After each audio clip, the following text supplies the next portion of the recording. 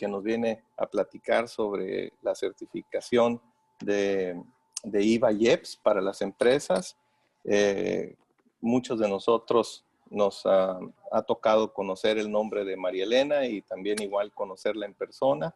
María Elena es licenciada en Derecho, sirvió o se desempeñó dentro del SAT por más de 20 años y dentro de las últimas posiciones fue precisamente en la administración de la certificación de empresas para IVA y IEPS. Y bueno, pues el día de hoy nos viene a compartir su experiencia, su conocimiento, su análisis sobre cumplimiento y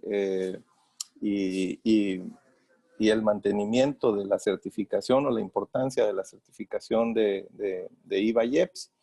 Le damos la bienvenida a nuestros amigos de COMCE Sonora, le damos la bienvenida también a nuestros amigos de COMCE Nacional, de algunos otros COMCES de otras regiones que también nos acompañan. Muchísimas gracias por estar esta mañana con nosotros y también muchísimas gracias a todo el equipo de Grupo Gamas, a nuestros clientes de Grupo Gamas. Muchísimas gracias también por acompañarnos. Y bueno, pues iniciamos con la presentación que nos preparó María Elena. María Elena, bienvenida.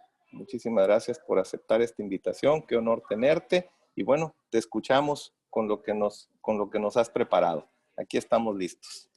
Muchas gracias, muy buenos días a todos. Gracias por acompañarnos en este espacio. Vamos a tomar un poco el tema sobre las últimas modificaciones que ha sufrido la certificación en materia de IVA y EPS, que creo que han sido bastante fuertes últimamente.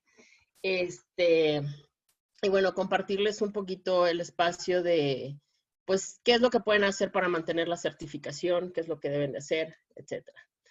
María Elena, ¿puedes volver a compartir tu pantalla, por favor? Okay. Perdón.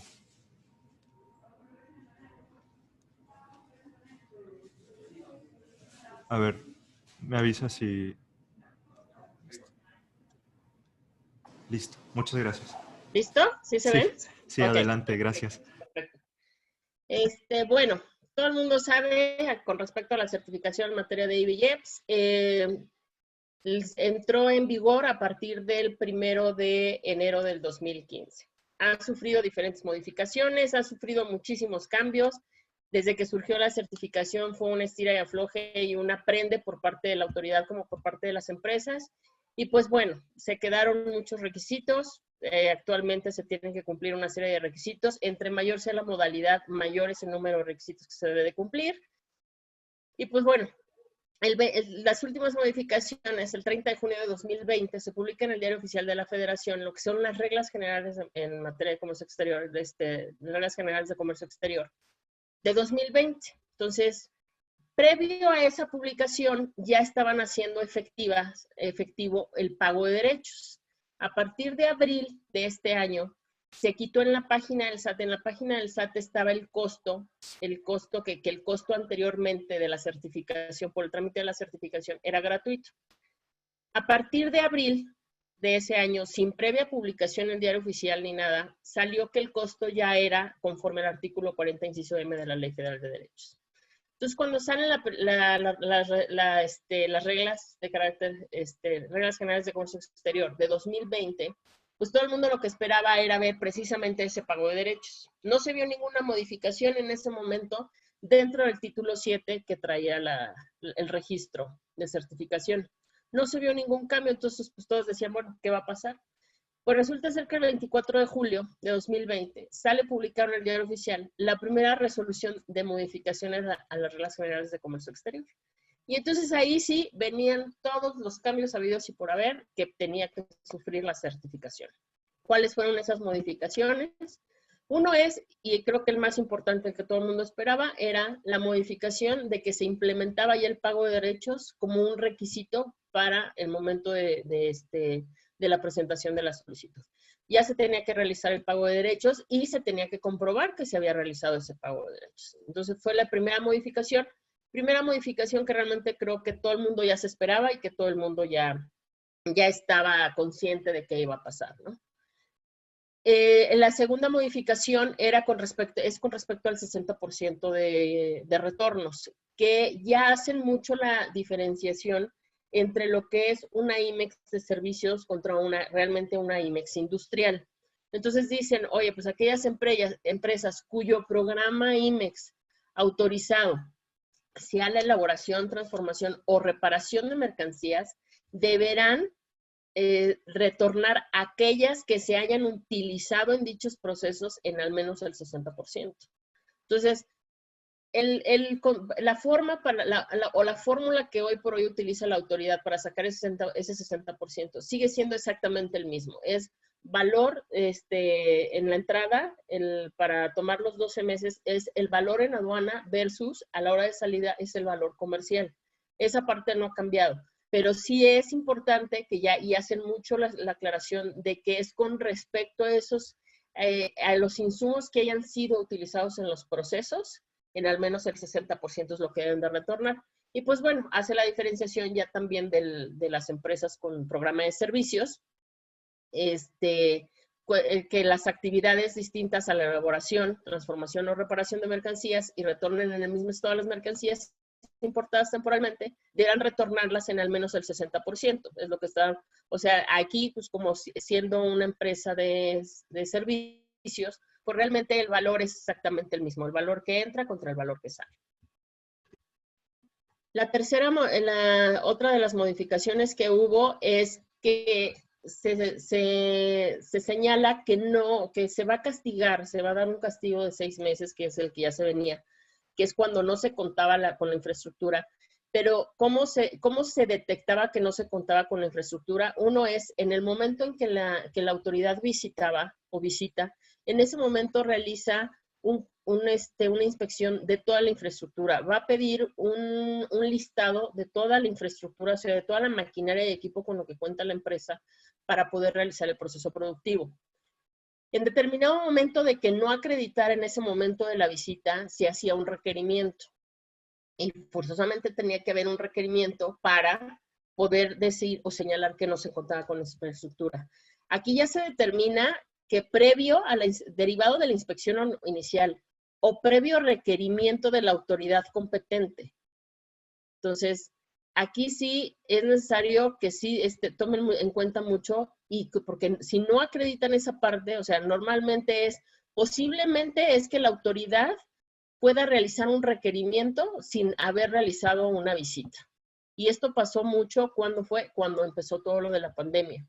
Cuando empezó todo lo de la pandemia, obviamente la autoridad ya no estaba viajando, ya no estaba realizando las visitas, y lo que hacía dentro de los requerimientos de solicitud de certificación era: acredítame que realmente cuentas con la infraestructura. Lo que se tenía que hacer era presentar un listado de toda la maquinaria y equipo y presentar los documentos con los cuales se acreditaran la legal estancia o posesión de la tenencia o posesión de esa maquinaria o equipo.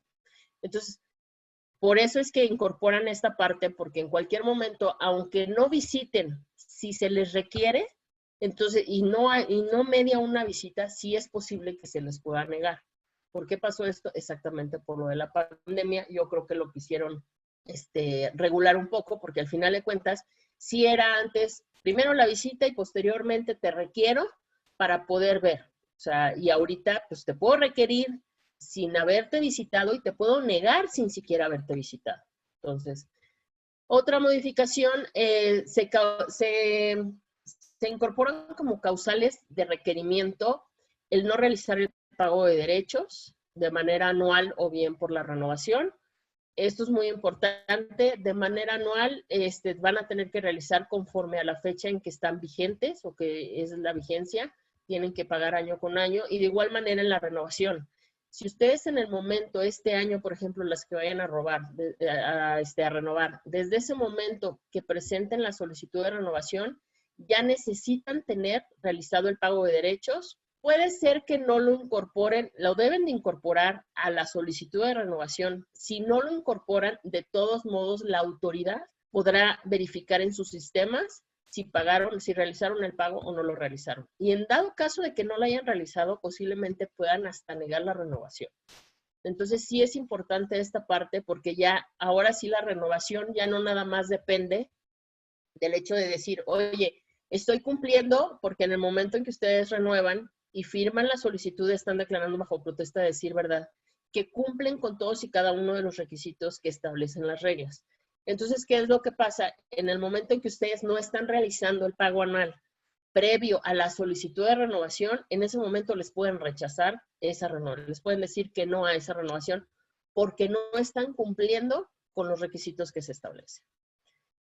Que sus proveedores de insumos adquiridos en territorio nacional no se encuentren, más bien aquí se encuentran al corriente en el cumplimiento de sus obligaciones fiscales.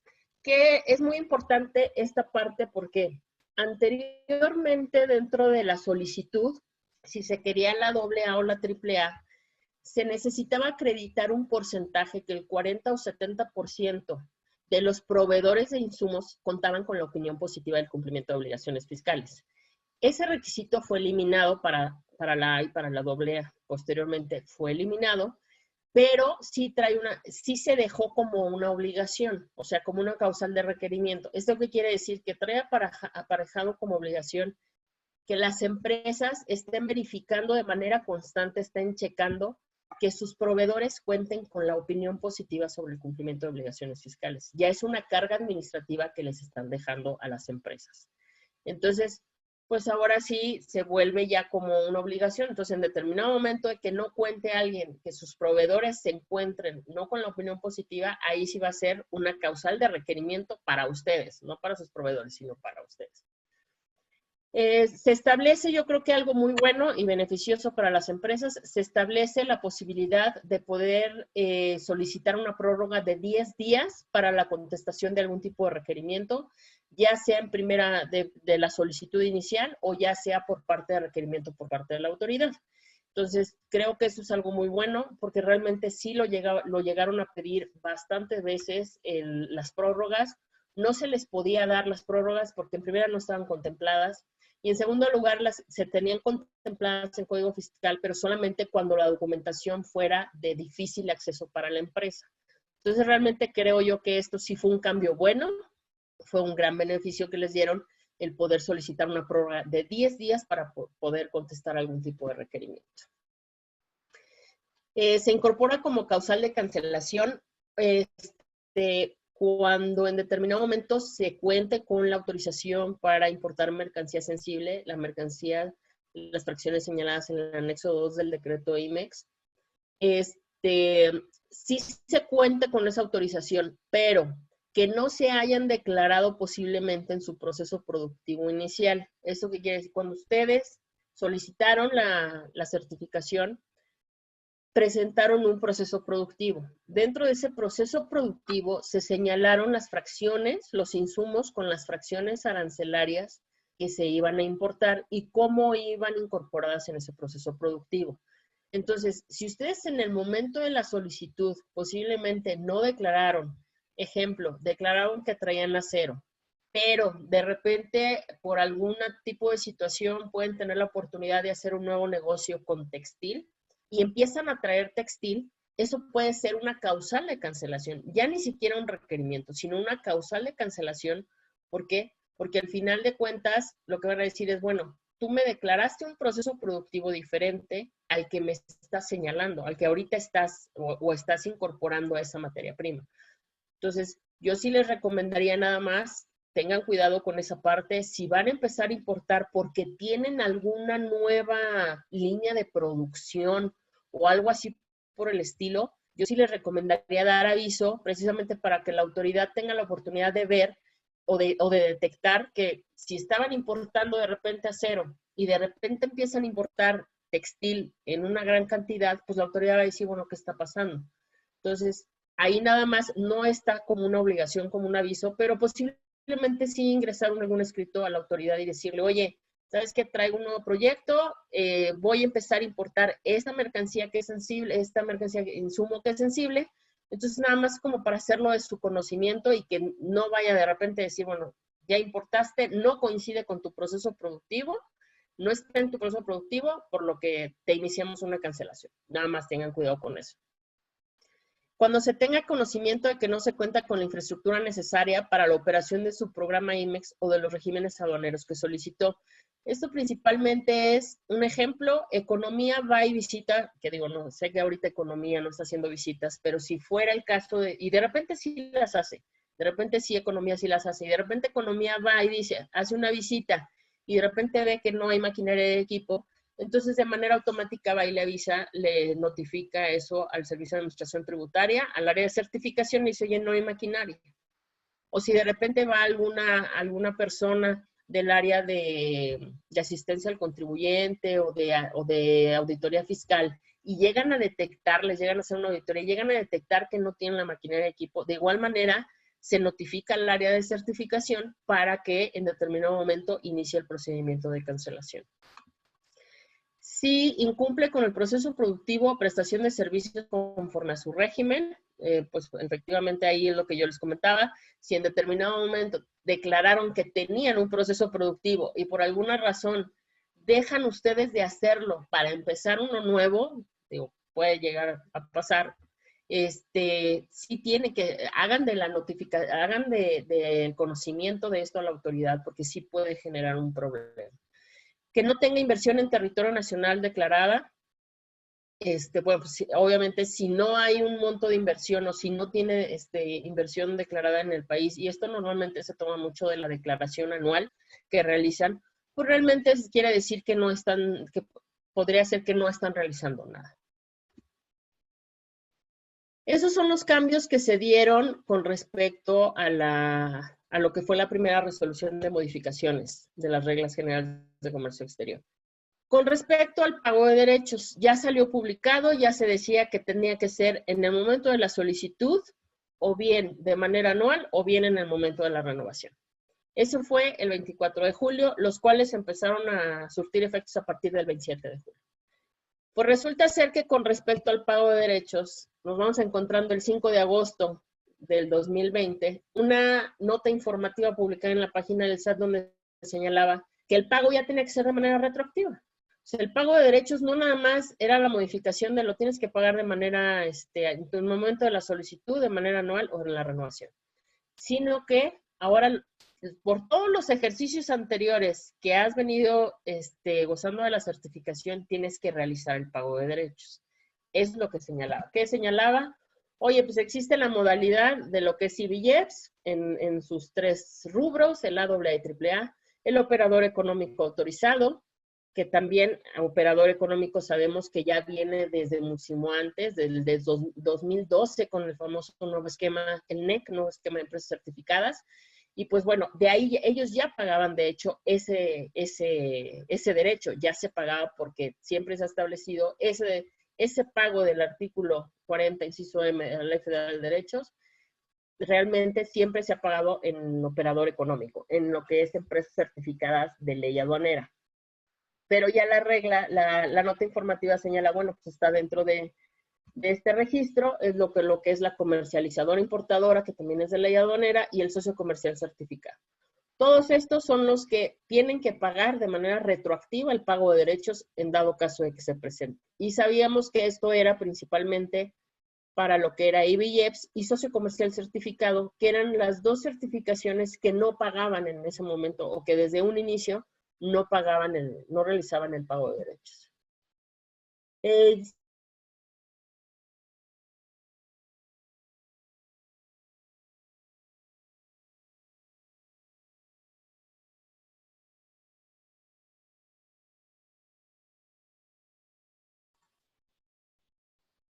¿Ya me escuchan? Perdón, se me fue el sonido de repente. Listo, listo, María Elena. Señalan que el pago se podría realizar no, perdón, me salté una.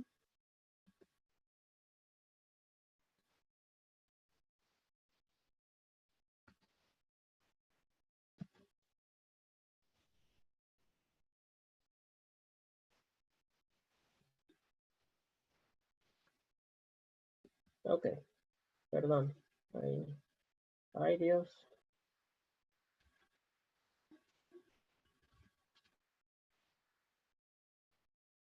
Señalan que para la realización del cálculo para hacer el pago retroactivo, se debe de tomar la fecha de inicio de vigencia de la certificación y hasta el momento en el que se está pagando. Lo que señalaba la nota informativa era, oye, si tú pagas de manera espontánea, lo que llaman de manera espontánea, que obviamente todo contribuyente puede realizar, se puede regularizar de manera espontánea.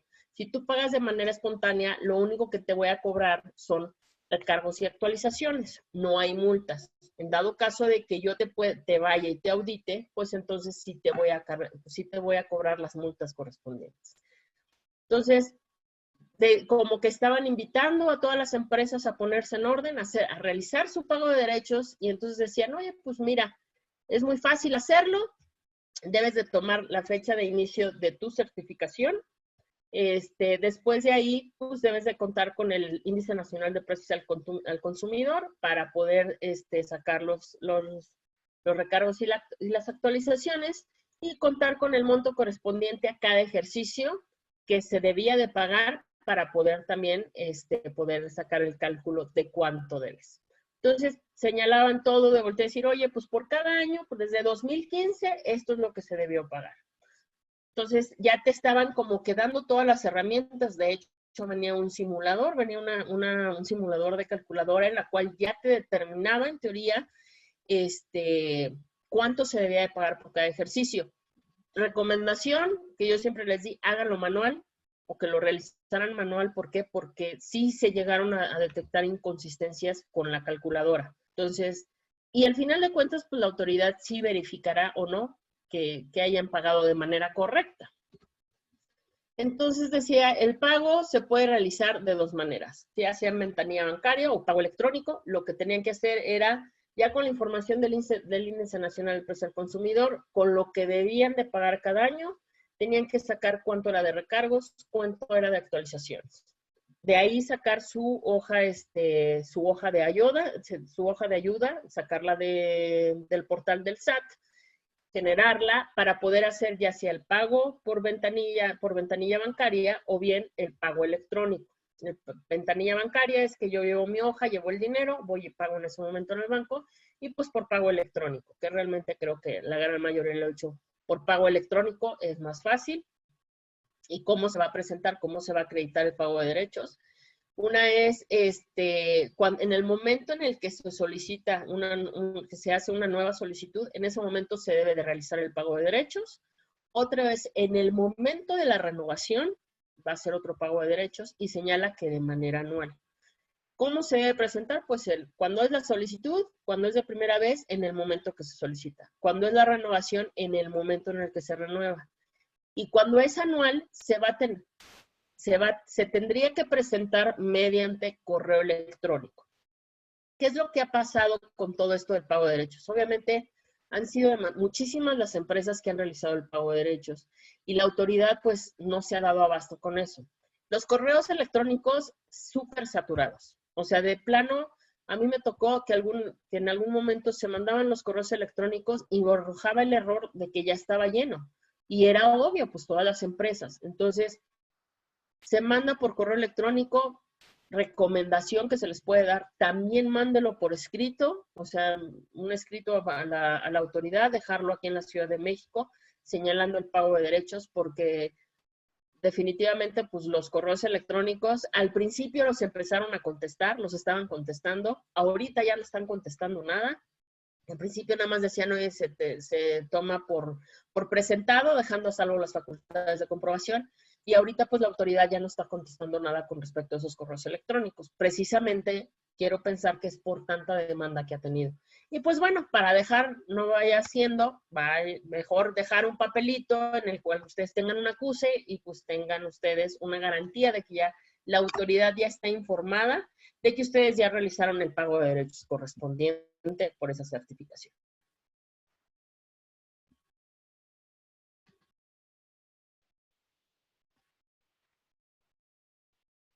Los beneficios con respecto a la certificación de IBJEPS. Todas estas modificaciones traen un muy fuerte cambio para esto de los beneficios en certificación en materia de IBJEPS. El histórico más o menos. Cuando empezó la certificación, todo lo que fue en el año de 2015 y 2016, Las empresas certificadas IBEX gozaron con cinco beneficios, lo que eran las A. Fueron 5 beneficios, que el principal es el crédito del 100%, la devolución del IVA en menores plazos, que ese es un beneficio que yo sé que muchísimas empresas buscaban, que era la devolución. Ese era era un beneficio muy buscado por todas las empresas. La inscripción inmediata en el padrón de importadores, creo yo también que era un buen beneficio, porque efectivamente sí se estaba llevando a cabo. Se metía la solicitud y casi al otro día estaban ya sacando la autorización en el padrón de importadores. En una prórroga para autocorrección en caso de autodeterminación, se tenía la facilidad esto ya era nada más aplicable para la AA y la AAA, y era una solicitud de prórroga de 30 o 60 días. Podían pedir una carta de invitación para efectos de regularización previo al inicio de las facultades de comprobación, que era para la AA y la AAA también, y optar por el despacho aduanero de exportación en su domicilio, que era también para AA y AAA exclusivamente. Y había 3 beneficios adicionales para la AAA, que era presentar pedimentos consolidados, la exención del anexo 24 y efectuar el despacho aduanero de las mercancías para su importación temporal sin declarar números de serie. Estos son los beneficios con los que nace la certificación. Fue cuando era certificación en materia de IBEX y todavía no se creaba el título 7, ya no estaba contemplado dentro de él. Cuando se crea lo que es ya el título 7, que es el registro en el esquema de certificación de empresas, los beneficios fueron aumentando. Obviamente ahí aumentaban un poquito. Realmente el crédito fiscal era del 100%, la devolución en menor plazo, la inscripción inmediata en el padrón, procedimiento un procedimiento previo a la baja del padrón de importadores, también era muy bueno, prórroga para autocorrección en caso de autodeterminación, un super beneficio que creo que muchas empresas pues lo buscan mucho, que es la estancia de las mercancías por 36 meses en importaciones con claves de pedimento IN, y para AAA era con claves de pedimento B1, nada más para la AAA. Entonces, realmente este beneficio, yo he escuchado que les ha dolido mucho el haberlo perdido, pero no entendería por qué. Aquí, ¿qué fue lo que pasó con estos beneficios? Cuando se hace el título 7, los beneficios con los que contaba lo que era el operador económico autorizado se fueron para la CIBE y para las IEPS. Se fue para IBE y IEPS. Entonces, no lo mismo para los beneficios que traía IBE y IEPS para OEA. No se fueron todos. Por ejemplo, la devolución expedita pues no aplicaba para OEA, nada más aplicaba para IBE y IEPS. Entonces, se trajeron los beneficios de OEA a la de IBE y IEPS con el título 7 y empiezan a tener beneficios. De estancia de 36 meses, a mí se me haría un poquito complicado entender, porque yo creo que padecerían mucho para lo de la acreditación del 60% de retornos, porque están hablando que se toman los últimos 12 meses. Entonces, al tomar los 12 meses, pues realmente la estancia por 36 yo no creo que sea tan conveniente en este tipo para la certificación de IBEX. Pero bueno, es un poquito ahí nada más lo que me causaría ruido, pero tenían ese beneficio y creo que eran beneficios buenos. Tenían el beneficio de realizar claves de pedimento B5, no transmitir ni proporcionar la manifestación de valor. En caso de querer rectificar de los supuestos señalados en la regla 611, no era necesario tener la autorización. Estos beneficios son los que se contaron de junio del 2016 a julio del 2020. Pues ahora con las modificaciones, todas las IBEX tienen exactamente los mismos beneficios. Anteriormente, las AA y las AAA tenían, obviamente, como cumplían mayores requisitos, tenían mayores beneficios, pero ya todas se quedan con 5 beneficios. Todas, sea AA o AAA, es exactamente los mismos beneficios. Ya no hay ya no hay distinción y pues nada más dejan lo principal, pues el crédito del 100%, realizar el despacho conjunto, la vigencia ampliada de la certificación, pues bueno, es por 2 o 3 años adicionales. IMEX de servicios podrán efectuar el cambio de régimen de temporal a definitivo sobre transferencia a la industria de autopartes, porque realmente nada más pues las empresas IMEX de servicios lo pueden realizar. Las que realicen, fabriquen embarcaciones de recreo deportivas podrán realizar la entrega en territorio nacional o extranjero a mexicanos residentes, que también no cualquiera lo va a utilizar. Y la industria de autopartes podrá registrar en su sistema de control de inventarios las mercancías que enajenaron a empresas de la industria automotriz con la información contenida en los comprobantes fiscales que amparan la venta. Pues como ven, nos cortan todos los beneficios, quitan yo creo que uno de los que más querían y que buscaban la AA y la AAA, que era la devolución expedita. ¿Cómo quedan ahorita? Esta es más o menos la evolución. ¿Cómo empezó la certificación? En el rubro A con 5 beneficios, en la AA con 8 y en la AAA con 11. Después pasan a 14, 17, 21 beneficios y posteriormente los beneficios actuales son 5 exclusivas para todas. Entonces creo que sí fue un golpe bastante fuerte que ha puesto mucho en duda, creo yo, a las empresas en voltear a decir, ¿realmente me conviene todavía contar con la certificación? Pues nada más por el pago del IVA les puedo decir sí, todavía conviene. Pero por que me estén fiscalizando a lo mejor tanto, a lo mejor ahí, ¿qué tanto convendría una fianza? Sé que es un gasto, o sea, genera un gasto para la empresa, pero entonces, ¿qué tanto convendría una fianza a lo mejor? Y no lo tienen tan fiscalizado, ¿no? Entonces, pues bueno, ha sido todo un tema toda esta parte. ¿Qué señala la primera modificación a las reglas generales de comercio exterior? En sus resolutivos segundos señala que los beneficios que hasta ese momento, todos de 2020, que tengan en ese momento las empresas, seguirán gozando hasta en tanto no se renueven. O sea, en el momento en el que se renueven con las nuevas modificaciones, con las reglas aplicables ahora, entonces va a surtir efectos esa modificación. Entonces quiere decir que, por ejemplo, las que renuevan en diciembre, pues van a seguir gozando de los beneficios de las reglas para 2020 que salieron el 30 de junio, hasta en tanto se renueven, que esto va a ser pues hablando en enero del año que entra, porque si bien ingresan su solicitud en noviembre o diciembre, los efectos de esa empiezan a partir ya sea del 3, del 4 o 5 de enero, dependiendo de su inicio de vigencia. Entonces, pues es importante. Lo que sí es importante también señalar que el beneficio de la temporalidad de las importaciones de las B1s no está dentro de ese resolutivo, porque ese beneficio estaba dentro de la regla 4321, la cual fue modificada, la cual ya nada más aplica para el operador económico autorizado. Ese beneficio quedó para operador económico autorizado, el igual que los 36 meses. Entonces, pues realmente ahí, pues realmente ya ese beneficio de la temporada de 6 meses, a partir del 27 de julio, ya son para todas, bueno, salvo las OEA, ya son para todas de 6 meses. Y pues bueno, los beneficios del operador económico autorizado, antes de la creación del registro, cuando todavía era empresa certificada, era por rubros A, B, C, D, F y L, y pues contaban con 9 beneficios, y el L, que era el NEC, contaba con 31, que todos los beneficios se fueron para NEC.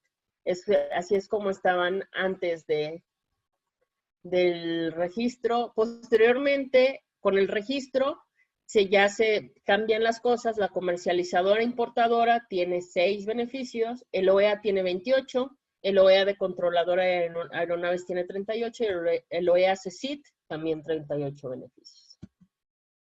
Con la modificación de las reglas, el 24 de julio, la comercializadora importadora queda solamente con un beneficio, el OEA queda con 35, controladora de aeronaves con 38 y el OEA CECIT 38. Realmente no hubo gran variante. Creo que OEA siempre ha tenido buenos beneficios y sobre todo beneficios aduaneros. Más que otra cosa son beneficios aduaneros. Entonces realmente no hubo gran modificación. Creo yo que con el 24 de julio lo único que hicieron fue retornar los beneficios que eran exclusivos de OEA a su lugar de origen. O sea, los quitaron de IBJEPS y los regresaron a operador, que era el lugar de origen de donde llegaron. ¿Cuáles son los principales beneficios con los que cuenta el operador económico autorizado? Pues no es un beneficio escrito, pero todo el mundo sabe que lo tiene, que es el menor porcentaje de reconocimientos aduaneros. No hay nada escrito, pero al final de cuentas saben que cuenta con ese beneficio. Cuando sea necesario rectificar alguno de los supuestos señalados en la 611 dentro de los 3 primeros meses, no será necesario la autorización. La estancia de las mercancías de los INs por 36 meses, de los B1 igual por 36 meses, aviso y procedimiento previo a la baja del padrón de importadores. Este beneficio era de IBJEPS originalmente y entonces sí se lo dejaron nada más ahorita operador económico autorizado. Yo considero que era un buen beneficio porque dejaron de bajarles el switch así nada más de rápido y ustedes no tenían ni oportunidad de ver cómo estaba la situación. Entonces, pues realmente este beneficio se queda para operador económico. El despacho aduanero por carriles express y la realización de pedimentos B5. O sea, son algunos, quedó con muchos beneficios el operador económico, pero pues bueno, ahora sí a lo mejor es más conveniente tener un operador económico, que sé que resulta también un gasto fuerte. ¿Por qué? Porque necesitan cumplir con estándares de seguridad que son fuertes, que al final de cuentas sí es un grado de cumplimiento muy fuerte. Y pues bueno, al final de cuentas a lo mejor ahorita ya ser operador económico por ciertos beneficios está llamando mucho a las empresas. Yo creo que muchas empresas sí están tratando de certificarse OEA precisamente para gozar de beneficios que les quitaron como IBJEPS. ¿Cuál es la situación actual de la certificación? Los requisitos siguen siendo igual de rigurosos que desde un principio. Es más, yo creo que hasta más. Siguen siendo exactamente los mismos, no se han modificado.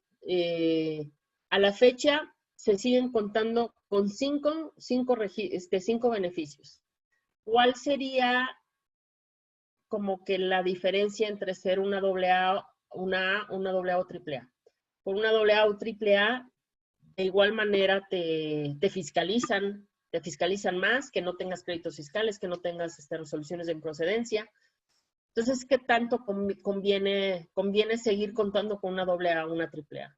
¿O qué es lo que está buscando la autoridad? Yo creo que el ya tener nada más 5 beneficios, todos parejos, posiblemente en algún futuro vaya encaminada a la certificación a nada más contar con un solo rubro, ya sea AA o AAA, ¿no? Y a lo mejor voltea y dice, oye, si quieres la certificación, te voy a dejar todos los requisitos para cualquiera, todos los requisitos de la AAA, y vas a gozar de 5 beneficios. No sé, yo sí me pongo a pensar a veces como que volteo y digo, ¿qué es lo que está pensando la autoridad poder hacer con esto? Que ya nada más, porque antes sí era muy atractivo y entre mayor modalidad eras, mayores requisitos. A lo mejor habrá algunos en que volteen y me digan, oye, no, pues es que a mí me conviene tener una AAA.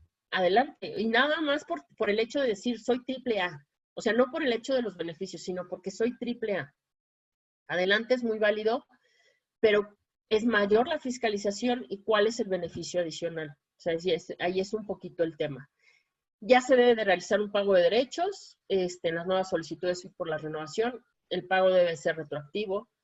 Es necesario llevar un control. Aquí es importante. Todo esto conlleva ahorita están teniendo muchos problemas con el SIG. No están actualizándose, no están haciendo muchas cosas todavía con el SIG. Hasta donde yo sé, ya están preparando el nuevo SIG, o sea, la nueva versión, podríamos decirlo así, la nueva versión del SIG. Entonces, realmente yo sí considero que esto se vuelve una herramienta muy importante para la autoridad. Anteriormente, lo que era la certificación no contaba con la facultad para auditar. Hoy por hoy, con las modificaciones, ya cuenta con facultad para auditar. Y el anexo 31 se vuelve su arma número 1 para eso de auditar. ¿Por qué? Porque al final de cuentas el anexo 31 es el que trae toda la información de lo que la empresa debe al fisco. Entonces, yo sí los invito a que tengan mucho cuidado, tengan correctamente su anexo 24, o sea, el tener un adecuado anexo 24 y llevarlo de manera correcta, con todos los controles, se vuelve indispensable para poder tener bien un anexo 31. Tengan mucho cuidado con el anexo 31, verifiquen que estén sus reportes como válidos, que tengan todo como válido, su inventario inicial, sus informes de descargo, que los presenten en tiempo, porque realmente creo yo que esto es el arma más fuerte hoy por hoy para la certificación, para poder auditar, para poderse. Viene lo de la renovación, les recomiendo en tiempo, pídenlo en tiempo, verifiquen en qué momento se termina la renovación, chequen que posiblemente, ahorita no han salido publicadas, pero van a salir en algún momento lo que son las vacaciones. Tomen en cuenta las vacaciones para poder realizar una verificación, una renovación en tiempo, que no se les pase, que no tengan el problema de que chin, es que siempre no, y es que se empalmó con las vacaciones y ahora resulta ser que las vacaciones pues ya son el día de hoy y no metí mi renovación. Tengan mucho cuidado nada más con esa parte. Ya están en el momento de renovar. Y pues bueno, esto sería todo por mi parte. No sé si tengan dudas, comentarios, quieran platicar sobre algún tema en específico.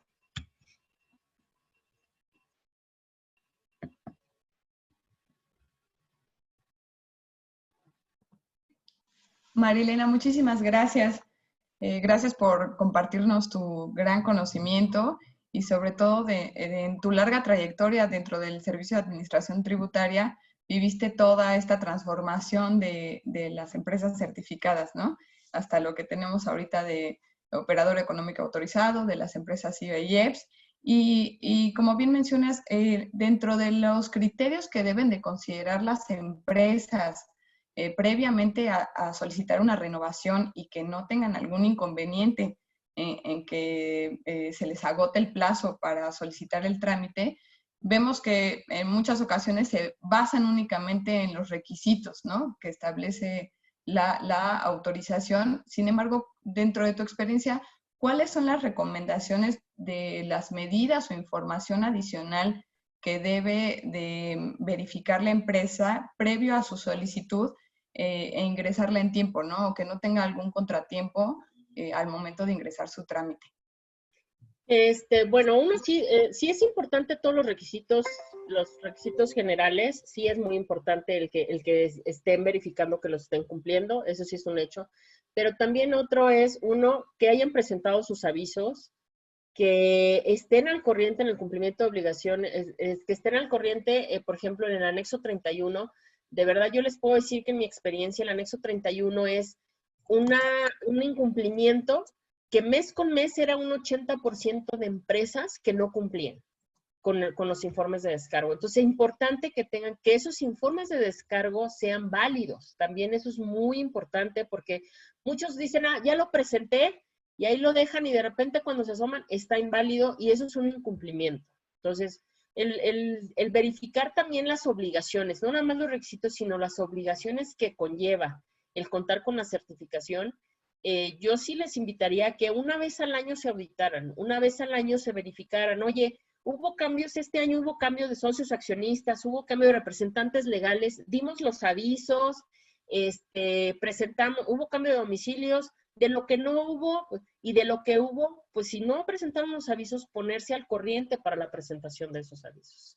O sea, sí es muy importante el checar tanto los requisitos como el cumplimiento de las obligaciones que se tengan por esa certificación.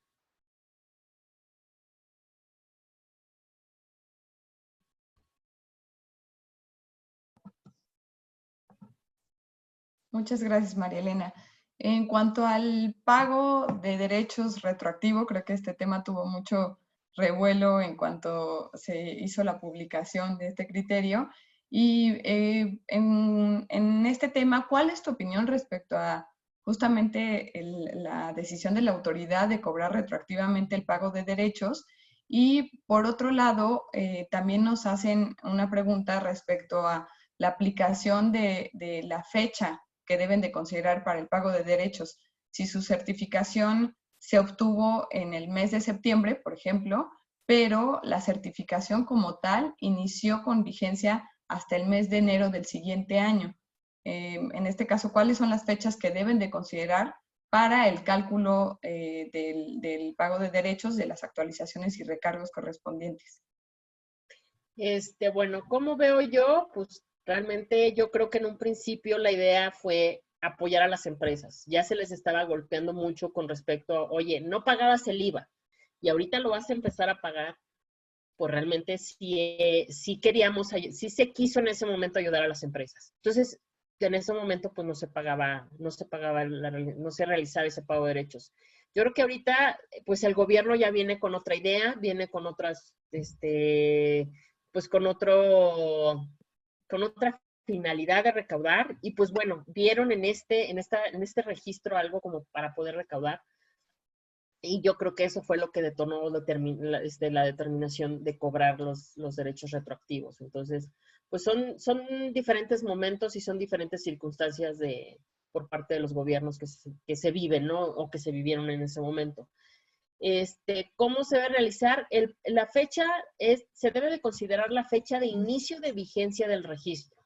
O sea, si el oficio fue en septiembre, pero el inicio de vigencia fue en enero, sobre ese enero es sobre el que se va a tener que realizar el pago de derechos. O sea, no sobre septiembre. Y yo lo que les recomendaría ahorita, eso es recomendación mía, si lo quieren hacer, si no quieren. 2015 ya está caducando. O sea, 2015, ahorita en las que se certificaron en octubre del 8 de octubre para atrás, a 2015, ya no estarían obligadas a pagar 2015. Pero eso ya es a consideración de cada empresa que diga, no quiero problemas, o sabes que sí, no lo pago, pero no se tendría que pagar. Correcto. Justamente en la recomendación, hay muchas del pago de derechos, hay muchas empresas que están optando por pagarlo hasta que les hagan un requerimiento o hasta que tengan que tramitar su renovación. Nosotros hemos hecho mucho hincapié en que si es posible, realicen el pago a la brevedad, sobre todo si ya está muy cerca la renovación y no tengan alguna cuestión que les refleje en el crédito o les hagan el requerimiento. Y sobre esto, el tema creo que también ha tenido mucha relevancia en cuanto a los medios de defensa que quieren interponer, ¿no? Sobre la constitucionalidad del cobro retroactivo. Aquí, aún y cuando metieran un medio de defensa como un amparo, ¿consideras viable que se pudieran esperar hasta obtener la resolución o hacer el pago? Mira, yo considero que ya los medios de defensa todos lo tienen, todos los contribuyentes lo tienen y saben, yo creo, en qué momento. Hay algunas empresas que voltean y dicen, yo lo quiero ingresar previo al pago y es muy válido. O hay empresas que, ¿sabes qué? Yo primero pago y luego ingreso mi recurso o lo que sea. Yo creo que válido es lo que la empresa decida, es válido hacerlo, o sea, definitivamente.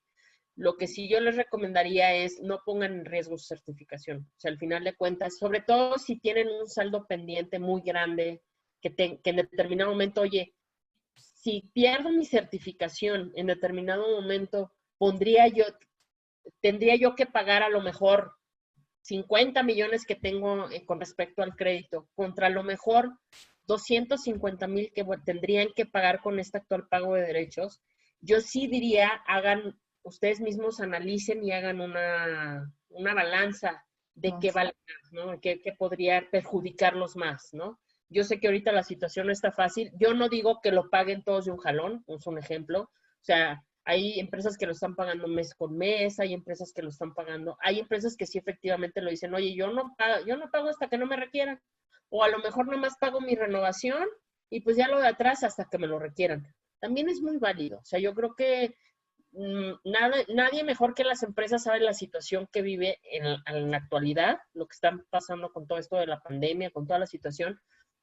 Y yo creo que la decisión que tomen, están tomando la mejor decisión para su empresa y así lo están considerando. Entonces, yo sí nada más les digo, hagan un equilibrio, pongan una balanza entre qué les conviene más o qué pasa si no, ¿cómo se llama? Pues si no pagan y pusieran en riesgo la certificación y en determinados momentos si la perdieran, tendrían la liquidez para poder pagar todo o tendrían la manera para poder retornar todo de un día para otro, o sea, en 60 días. Eso yo creo que es un análisis, pero yo creo que la decisión que tome cada empresa es muy válida. Sí, de acuerdo. Por aquí tenemos un par de preguntas de los participantes y te la voy a comentar. Adriel comenta, se indicó que la certificación está muy fiscalizada, tomando en cuenta el beneficio más significativo es el crédito fiscal. ¿La modalidad de fianza sigue activa y cuál sería el procedimiento? Sí, sigue activa. De hecho, sí, eso fue el inicio, de hecho, de lo de la certificación. El procedimiento es que ustedes vayan ante una institución afianzadora y le pidan que necesitan una fianza para garantía de IVA y EPS. Existe ya un texto establecido dentro del portal del SAT, o sea, hay dos tipos de fianzas, la fianza revolvente y la fianza individual. La fianza individual es meramente para activo fijo, nada más para activo fijo, y la fianza revolvente es para insumos. Entonces, decidir cuál quieren hacer, en ese momento, con la afianzadora, y ingresan su solicitud igual, eso es mediante el formato que está publicado, se puede hacer también en BUSEM.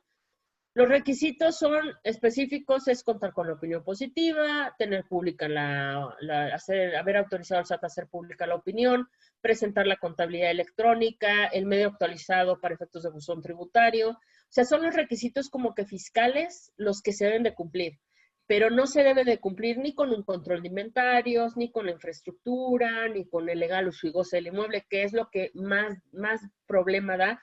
Los socios accionistas no necesitan cumplir con la opinión. Bueno, sí, los socios sí, pero no no que no estén ligados a una empresa si está cancelada o que si no hay denuncia o querella. Entonces, todo ese tipo de cosas son menores los requisitos, los fiscalizan menos y de verdad tienen un mejor comportamiento muchas veces que una IBIEPS, o sea, una certificación. Entonces, sí está vigente y la pueden solicitar en cualquier momento, siempre y cuando, ojo, no cuenten con la certificación. Eso sí le está señalado y está señalado por ley que dice, las personas que no opten por la certificación podrán optar por la fianza. Entonces, si cuentan con la certificación, ahí sí no hay manera de que sea fianza, a no ser que, por ejemplo, me digan, oye, las sensibles, pues es que en sensible no quiero o no me has dado la certificación de IBIEPS, lo quiero hacer mediante fianza, solamente, pero si no, no hay problema. No hay problema, de acuerdo. Con todos estos cambios y en cuanto a la eliminación de beneficios para las empresas certificadas, han cuestionado mucho la subsistencia de esta figura y el que se le dé mucho más fuerza a la SOEA. En tu opinión, ¿consideras que estos cambios vayan encaminados justamente a la desaparición de esta figura? No podría asegurarte que no, pero tampoco podría asegurarte que sí. Creo yo, y digo, creo que ha sido es un grito a voces de muchas que ya conocen la iniciativa que hay de desaparecer la certificación. O sea, están pidiendo el desaparecer el pago del IVA sobre importaciones temporales. Regresar al esquema que se tenía anteriormente. Yo no lo veo mal, pero al final de cuentas yo sí digo, en ese momento, y no digo que hayan sido todas, hubo mal manejo sobre el IMEX. Sí hubo un mal manejo, no todas, pagaron justas por pecadoras, que a lo mejor no fue lo justo, eso es cierto, pero sí es cierto que había un mal manejo. Creo que ahorita, entre economía que se ha puesto más estricta con sus solicitudes, y con la certificación, yo creo que se ha limpiado un poco esa parte. Yo considero que quitarla de tajo, el voltear a decir, ya la quito de manera definitiva, sería lo mejor el que algunas empresas, como antes, aprovecharan esa situación. Yo considero que posiblemente si la desaparecieran, sí tendrían que implementar algún medio de control, el cual no permitiera que esas empresas volvieran a iniciar operaciones o se volvieran a presentar ese tipo de situaciones. Porque estamos hablando que el actual gobierno lo que quiere es realmente tener en orden a las empresas. Y lo hemos visto, las está auditando aún en época de pandemia. Ha sacado cuánto dinero la jefa del SAT Buenrostro. O sea, realmente la recaudación con ella ha subido mucho a base de auditorías, a base de ponerse ya de acuerdo con las empresas, etcétera, etcétera. Entonces, al final de cuentas, yo no creo que en determinado momento la autoridad esté dispuesta a permitir que empresas, digo, a lo mejor para ellos no es mucho, pero sí les puedan meter goles o pueda haber empresas que puedan hacer mal uso y que puedan hacer un daño al fisco. Entonces, esa es un poquito la parte en la que yo volteo y digo, no lo veo descabellado, no es la primera vez que lo escucho, honestamente. Yo desde que, desde que yo estaba en el SAT, yo muchas veces escuché que querían desaparecer esa certificación y realmente nunca tuvo frutos, realmente nunca se logró eso. Ahorita lo vuelvo a ver, la verdad es que creo que habían descansado un poco de pedirlo, ahorita lo vuelvo a ver, no me suena descabellado, pero también no me suena propio de este gobierno el permitir que haya empresas en que le puedan meter un gol. Eso también me queda claro. Entonces, yo la verdad es que no sé qué tanto, es como, creo que también había una iniciativa por ahí de no realización que le pedían al SAT el no realizar el cobro retroactivo del pago de derechos.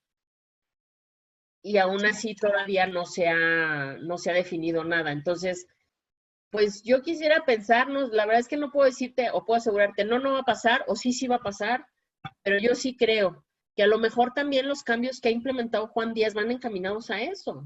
Van encaminados a que desde un principio, desde que obtienen su programa IMEX, no pasen de ahí las empresas. O sea, ya ahí se queden y si realmente no son buenas empresas, ya no pasen y a lo mejor tiende a eso la desaparición de la CIVA, ¿no? Eso es, no sé, quiero pensar que no puedo decir que no puedo decir que sí. Perfecto, María Elena. Bueno, pues no me queda más que agradecerte. Ha sido un placer tenerte en la conferencia de hoy y con mucho gusto las preguntas o dudas que puedan tener las vamos a atender por correo electrónico, incluso las podemos canalizar con María Elena para que les pueda compartir su opinión. Hola, buenos días. Le comparto la palabra al contador Víctor Hugo Gamas. Gracias. Bueno, pues muchísimas gracias, María Elena, por tu presentación.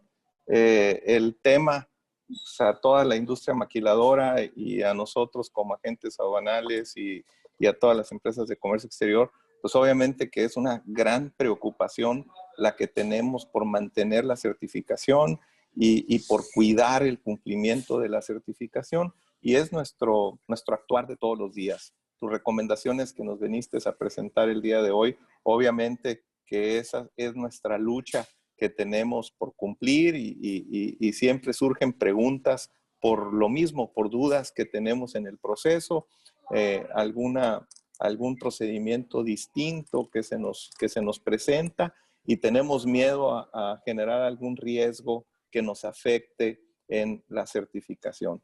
Así es de que siempre todo lo que podamos mantenernos actualizados con esta materia y con esta particularidad, pues nos enriquece, nos protege, nos brinda certidumbre y sabiendo que cumplimos, pues nos da vida a la empresa para permanecer haciendo nuestros procesos y nuestra existencia aquí como establecimiento en México. María Elena, y también aprovecho para felicitarte por tu desempeño en el área de certificaciones. Siempre nos atendiste a todos con mucha amabilidad, con mucha disposición. Siempre nos enseñaste las rutas que debíamos de seguir para mantener las certificaciones y para todos los procesos requeridos. Así que muchísimas gracias por tu trayectoria y tu apoyo al pasar por el área de certificaciones. Con esto pues procedemos a concluir. No sé, María Elena, si tengas algún comentario final para cerrar.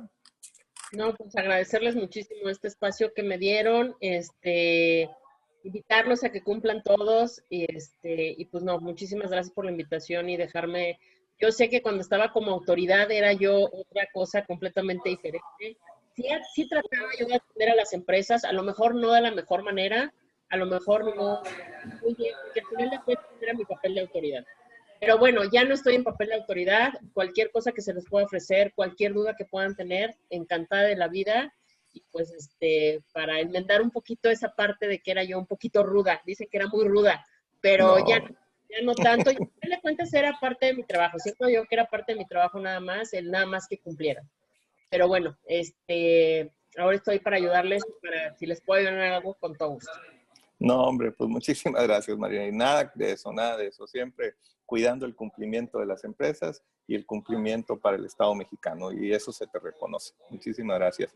Y bueno, pues les mando saludos a todos de nuevo. Gracias por acompañarnos. Que tengan un excelente viernes todos, un excelente fin de semana. Y pues quienes nos acompañan cada semana, nos veremos la próxima semana con nuestro invitado que tenemos planeado. Así de que gracias, María Elena. Saludos a todos y hasta luego. Nos vemos. Gracias, bye. Bye.